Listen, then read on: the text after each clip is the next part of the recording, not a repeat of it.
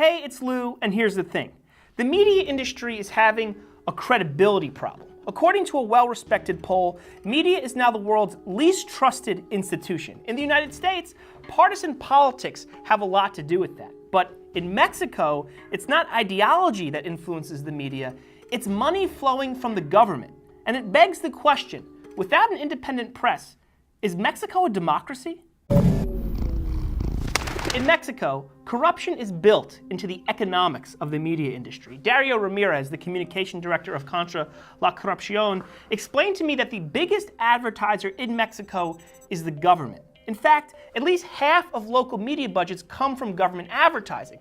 During the last 5 years of the current presidential administration, the Mexican federal government has spent about $2 billion on ads, and local governments have spent hundreds of millions more.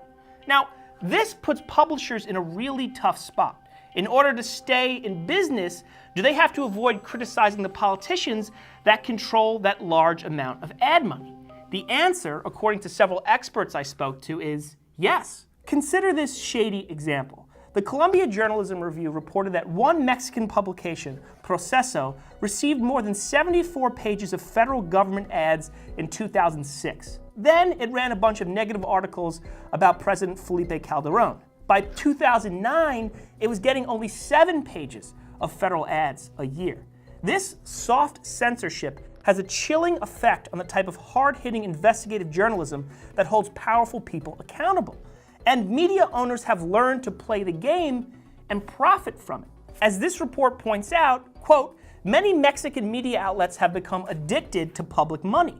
Articles praising or criticizing specific politicians are offered primarily as leverage to negotiate more lucrative government contracts. Professor Maria Marquez Ramirez, a Mexican journalist and media scholar, told me this is the commodification of watchdog journalism. It's journalism specifically designed to blackmail and extort money from politicians. Hey, you don't want me to run this negative piece on you? How about you send me some of that ad money? By the way, positive coverage is also for sale.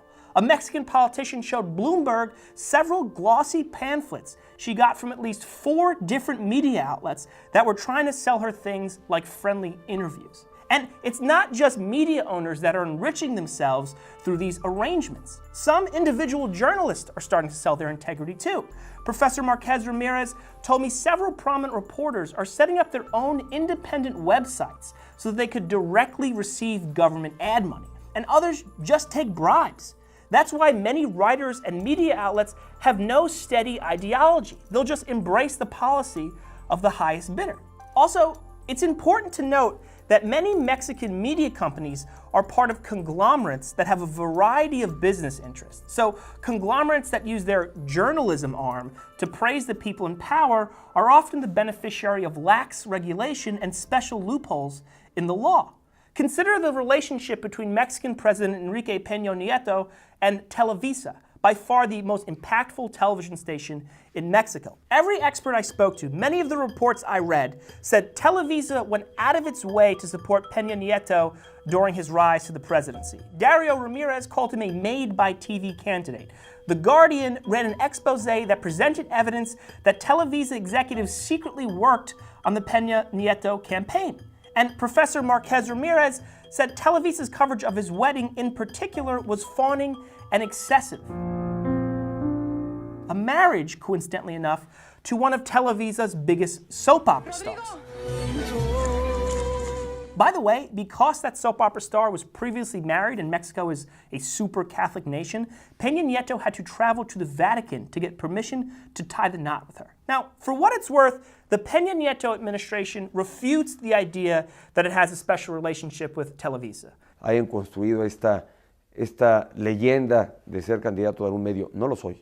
But the same administration eventually ruled that Televisa was not a monopoly, even though an official investigation by Mexico's Federal Telecommunications Institute suggested that it was. But backtracking to Peña Nieto's presidential campaign, his cozy relationship with Televisa and other outlets led to a powerful student movement. In May 2012, candidate Peña Nieto was giving a speech at Iberoamericana University. That's the school where Professor Marquez Ramirez teaches. Students protested his speech, citing his less than stellar human rights record as a governor. In fact, Peña Nieto was sort of run off campus. Yet, when parts of the mainstream media reported the story, they claimed the protesters weren't students, but actually professional instigators, essentially paid actors. We've heard similar claims before here in the US. Anyway, the Peña Nieto campaign echoed this conspiracy theory. The protest wasn't real, it was staged. So 131 students went to YouTube and identified themselves. They said, "I was there. This is my name. This is my student ID. I'm a real person who protested Peña Nieto. Don't listen to the lies in the media." Suddenly, a social media movement was born, something called Yo Soy 132. 132 being the symbolic next student after the 131 who identified themselves. Por una democracia auténtica, yo soy 132. It exploded on the internet. More demonstrations ensued. In July of that year, protesters held up a massive banner in Mexico City's largest public square. It said, "Who's watching the watcher?" Essentially, who is holding the press accountable? And Yo Soy 132 actually influenced real change. In recent years, powerful media entities like Televisa have been subject to more regulation, although it's unclear how effective that regulation is. Now, as mainstream media's influence has floundered, the power of social media in Mexico is on the rise. Mexico is one of the only places in the world where trust in social media platforms is actually higher than trust in journalism. Maybe that accounts for the popularity of Mexican YouTuber turned HBO star Chumel Torres. Aunque no siempre votamos por su proyecto, a veces solo votamos por ellos porque nos gustan. The Mexican powers that be are actually pretty scared of social media. One politician literally proposed a ban on memes. It did not go well for her. As Nick, Beam's camera guy, points out, you don't take on the internet and win. Outside of all the economic corruption that compromises Mexican journalism, it's also an extremely dangerous and violent place to be in the news business. Mexico's Attorney General's office reports that 104 journalists were killed and 25 disappeared between 2000 and late 2017. And in 2016, an advocacy group recorded 426 acts of aggression against the media. All of this corruption and violence has led Freedom House to designate Mexico's press as not free. It got a score of 64 out of a possible 100, 100 being the least free score. Now, to be fair, Professor Sally Hughes, a media scholar at the University of Miami, told me that despite systemic corruption and the undeniable existence of bad actors, there are pockets of good journalism in Mexico. And because it's such a dangerous place, Mexico's best journalists are among the bravest in the world. But Dario Ramirez is less optimistic. The country's press serves a powerful elite and protects its own business interests above anything else. Since there is no legitimate free press, Dario told me, there is no true democracy. I understand his point. Mexican leaders might be able to purchase good publicity and friendly headlines, but you can't buy legitimacy.